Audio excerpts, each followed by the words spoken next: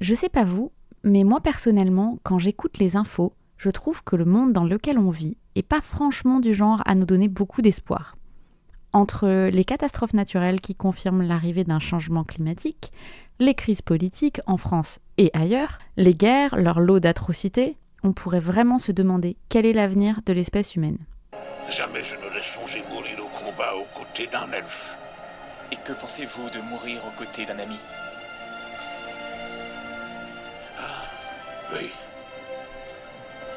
Ça, je peux le faire. Et pourtant, en tant qu'espèce, on a réussi à dépasser pas mal de trucs affreux et à mettre en place des belles choses.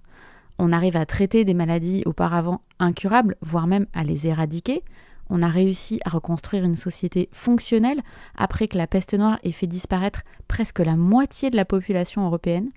On fait collaborer des équipes de chercheurs internationales et pluridisciplinaires pour trouver des théories qui expliquent le fonctionnement de l'univers. Et on crée des œuvres visuelles et musicales qui sont capables de transporter le cœur de beaucoup d'entre nous.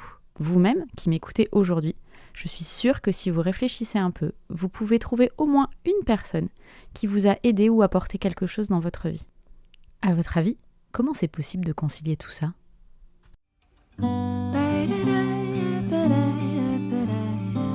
À l'heure où on passe beaucoup de temps à regarder des écrans à table plutôt que d'interagir en famille, où on demande à l'intelligence artificielle de réfléchir à notre place et de produire des contenus qui étaient avant créés par des humains, je suis convaincue que le lien entre nous devient un enjeu de plus en plus important. D'ailleurs, en général, on aime bien les histoires de gens qui s'entraident dans les films ou dans les séries.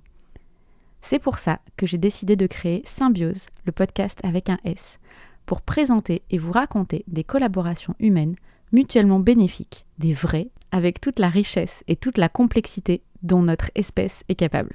Alors est-ce que c'est pas aussi le fait de travailler avec Marianne qui m'a attiré ? Chacun a apporté ses compétences et au final, sur les 4 équipiers, on était hyper complémentaires.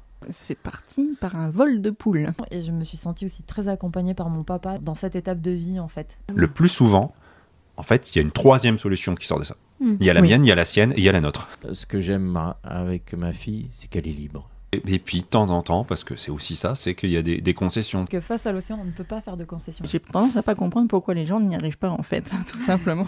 Dans Symbiose, on va aller à la rencontre de binômes inspirants et leur demander de nous expliquer comment leur partenariat fonctionne. Je vous donne rendez-vous pour la sortie du premier épisode le lundi 13 janvier. En attendant, vous pouvez vous abonner au compte Instagram ou à la newsletter Substack grâce aux liens qui sont dans la description de cet épisode. À très très vite pour des histoires de symbiose avec un S.